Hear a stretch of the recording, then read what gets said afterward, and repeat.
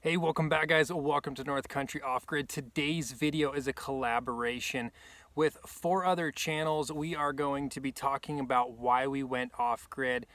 2 of these channels are moving to Idaho, or one's moving to Idaho, one has just moved to Idaho, and the other 2 have been here a while. So if you guys want to know why these families moved off grid, you can go check out the links in the description below. Go over, tell them North Country Off Grid sent you, and take a look at their channels.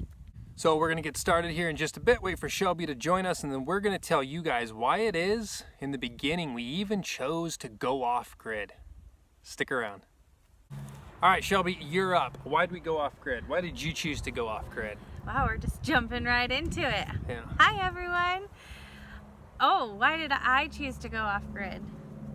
I feel like you should start this. I feel like you kind of had the idea of going off-grid, and I just kind of followed suit. So I guess for me, there's a multitude of reasons as to why I wanted to live an off-grid lifestyle. I think for most people, it is to detach a little bit from society, kind of step outside the box, if you will. I think with the advancement in the technology of society today, we sort of just all move along in the line, and everyone kind of does what you're told to do. As you're growing up, you do what you're told to do, and you hit that crucial moment when you leave high school and you either go into the workforce or you go into college. And these are all events that take place that sort of just kind of continue to lead you down those same roads that you're supposed to go and do. You know, and a lot of these roads lead to debt the entire time. You know, if you go into college, you're entering into debt. When you turn 18, they start throwing credit cards at you. You enter into debt, you know, and you want to go and get a mortgage as you get older and have a family like we did, and that's just entering into debt. And I think that for me, I looked at that and I'm like, man, I don't want to be inside this hamster wheel. I don't want to keep going round and round. I want to kind of live life on my terms and do what makes me happy. And I've always enjoyed the outdoors, and I've always enjoyed animals.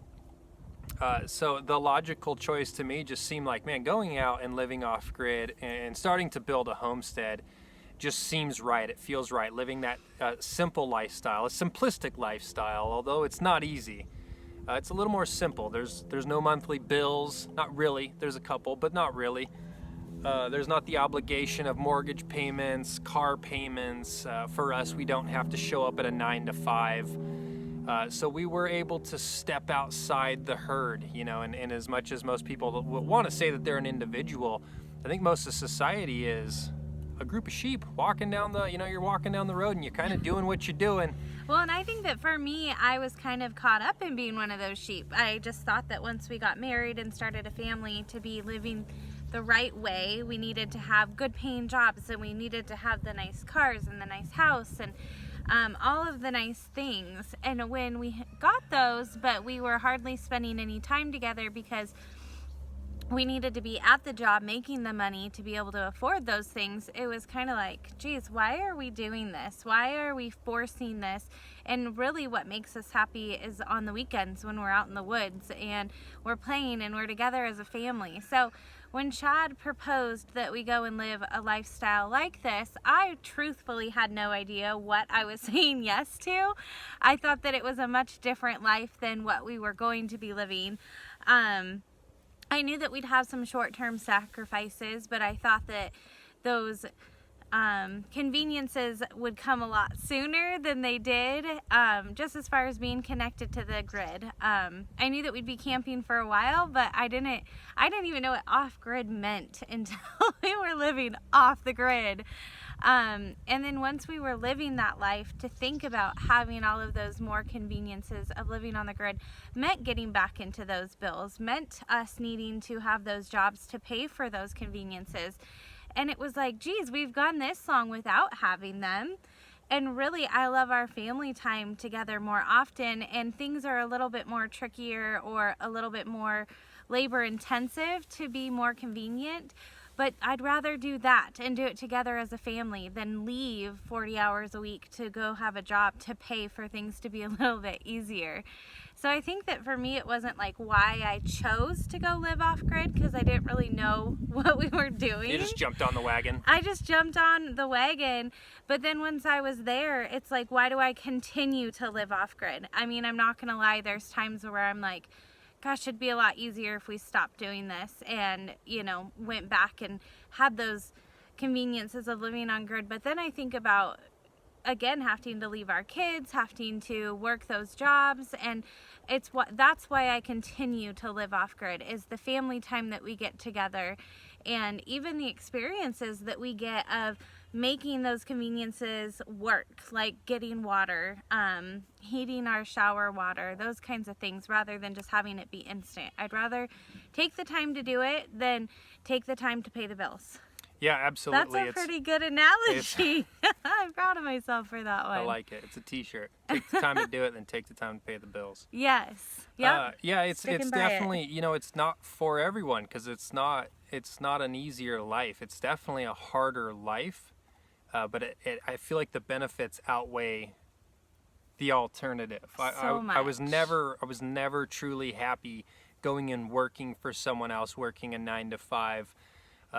It never felt natural to me. I liked certain jobs that I did, but I always wanted to be doing it for me, or I wanted it to benefit my family, not being held back by someone else who's gaining off of my hard work. And I always knew that too. I could feel it in Chad. I could tell that he wasn't reaching like his full happiness level. Definitely not. But I was hanging on by a thread. I know. And then whenever we were out in the woods, like I remember like during the time that we were living in town, we were setting up your bear hunting spot, and we would leave the house as a family, and we would go and do it together, and like that was our fullest happiness. Like we were just felt so happy out in the woods, and you could see it in our kids too. They were happy.